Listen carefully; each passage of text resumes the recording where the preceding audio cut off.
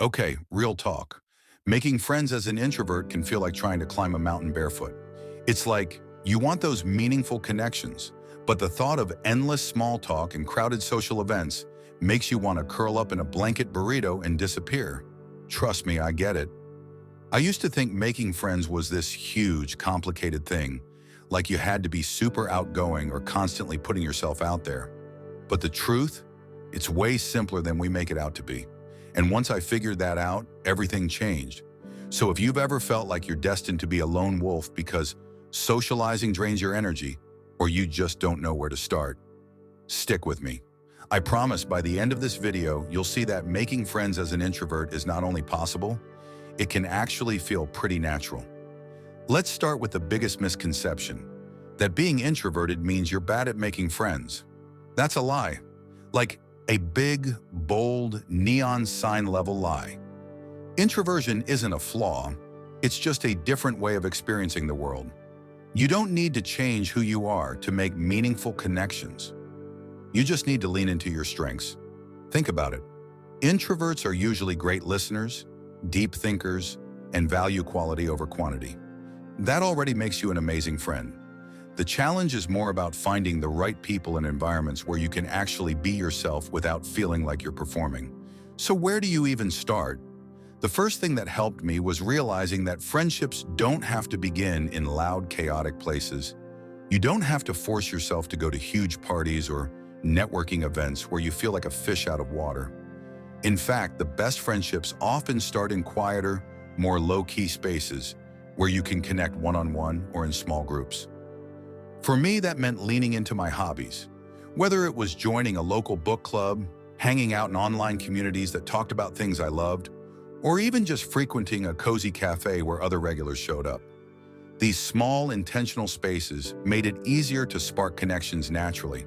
And here's the magic part. When you meet people in places that already align with your interests, the hardest part is done for you. You don't have to manufacture a reason to talk. The shared interest is already the bridge. I remember meeting one of my closest friends because we both kept picking up the same books at a little independent bookstore. We bonded over our love for fantasy novels, and what started as casual chats about books turned into hours-long conversations, and eventually a friendship that feels like home. It's also okay to start small. You don't need a massive circle of friends, just a few people who truly get you. And the best way to find them? Be a little brave with your vulnerability. I know. The word vulnerability can feel terrifying, but the truth is people connect most deeply when they see the real you. I used to keep people at arm's length, afraid they wouldn't like the quieter, more thoughtful version of me. But when I started being honest, like telling someone, hey, I get really socially drained, so I might not always be up for big group hangouts, but I'd love to grab coffee one-on-one. Something amazing happened. The right people didn't just tolerate that side of me, they valued it. Being upfront about your needs as an introvert doesn't scare away potential friends. It helps you attract the ones who genuinely fit into your life. And trust me, those are the friendships that last. Another game changer? Redefining what it means to put yourself out there. Because let's be real, that phrase sounds exhausting. But putting yourself out there doesn't mean you have to become a social butterfly overnight. Sometimes it's as simple as initiating a small conversation with someone who seems interesting, or sending a DM to someone you vibe with online. I know that initial step can feel huge. Your brain might start screaming, what if they think I'm weird? But 9 times out of 10, people are way more receptive than we expect. And even if it doesn't click, that's okay.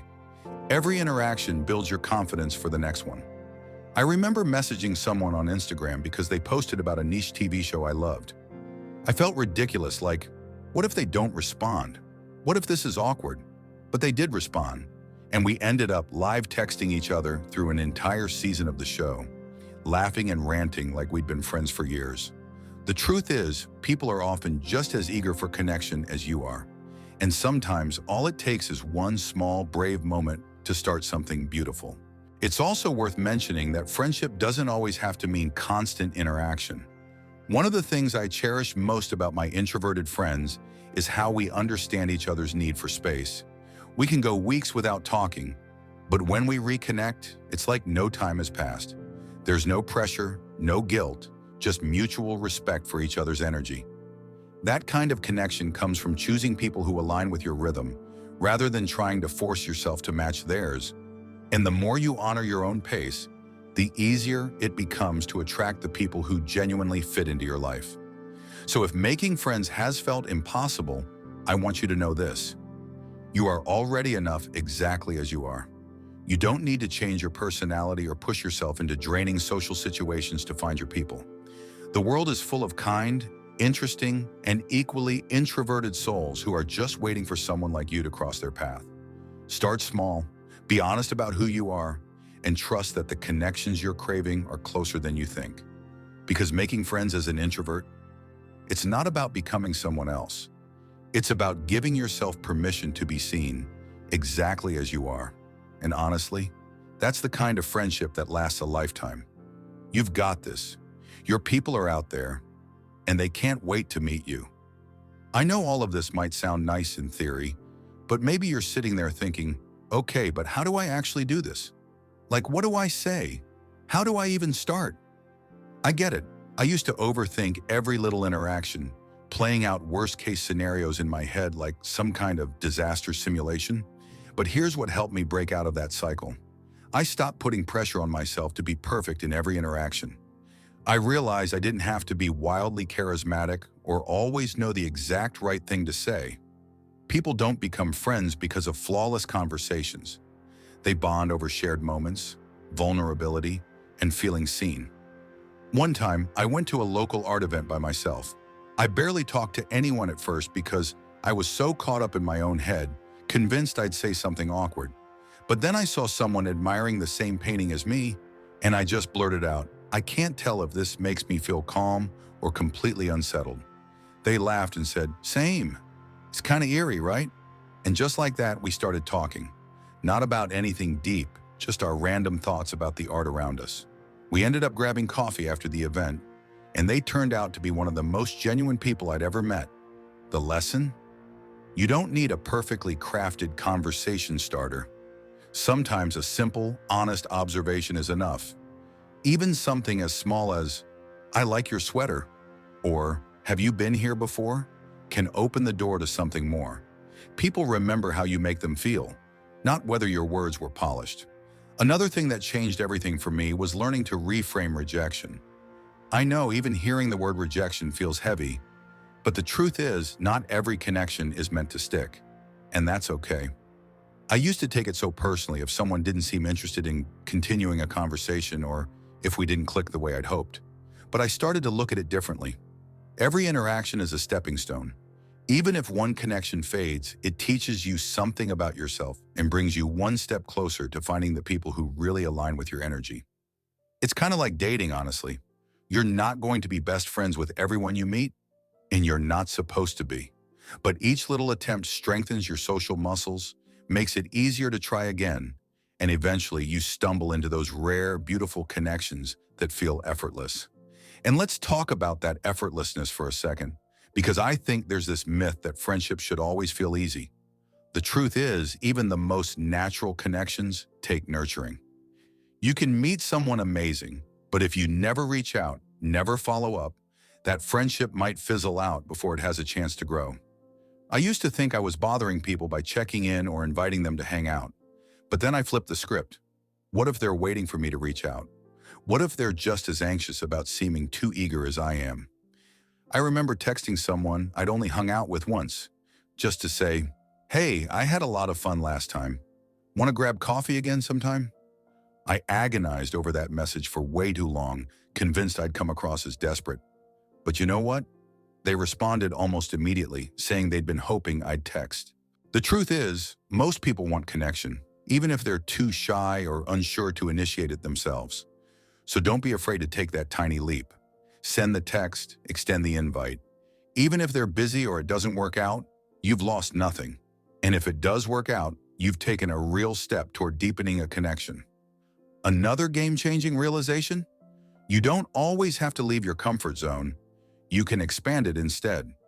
For example, if big social events make you want to disappear, you don't have to force yourself into them just to meet people. But maybe you try something smaller, a book club with 6 people instead of a massive public event, or a casual game night where the focus is on an activity, not constant conversation. I once joined a tiny writing group that met at a local cafe, and it was perfect because the pressure to talk was low. We'd write quietly for an hour, then chat for a bit after. It gave me time to warm up socially, and because we already had a shared activity, the conversations felt more natural. And speaking of natural conversations, introverts thrive in deeper, one-on-one interactions. So if big group dynamics feel overwhelming, lean into your strengths. Invite someone to grab lunch, go for a walk, or check out a bookstore. Smaller settings allow for more meaningful conversations, and that's where real bonds start to form. The friendships that matter most aren't built on constant stimulation or grand social gestures. They're built on the quiet moments, the honest conversations, the shared silences that don't feel uncomfortable. So if you've been feeling like making friends is this insurmountable task, I want you to take a deep breath and remind yourself that you're not starting from scratch. You already have everything you need: your empathy, your curiosity, your ability to connect on a deeper level. The world is full of people who are looking for exactly that kind of connection. People who are tired of surface-level interactions and are craving friendships that actually mean something. And maybe they're just waiting for someone like you to say, "Hey, I like your sweater." So start small, start messy, but start.